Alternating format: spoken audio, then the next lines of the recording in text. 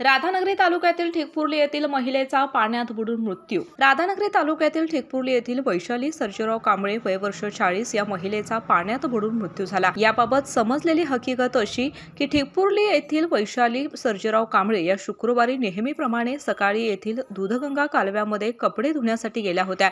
कपडे धुत असताना पाय घसरून पाण्यामध्ये पडल्याने बुडून त्यांचा मृत्यू झाला. याबाबतची फिर्याद त्यांचे पती सर्जेराव कांबळे यांनी राधानगरी पोलिसात दिली. वैशाली कांबळे यांना सोळापूर येथील ग्रामीण रुग्णालयामध्ये उपचारासाठी दाखल केलं असता डॉक्टरांनी उपचारापूर्वीच त्यांना मृत असं घोषित केलं. या घटनेचा अधिक तपास राधानगरी पोलीस करत आहेत. केके न्यूज साठी राधानगरीहून मिलिंद कांबळे.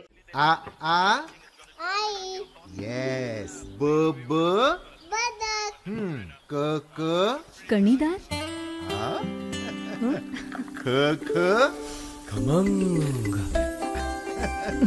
ग ग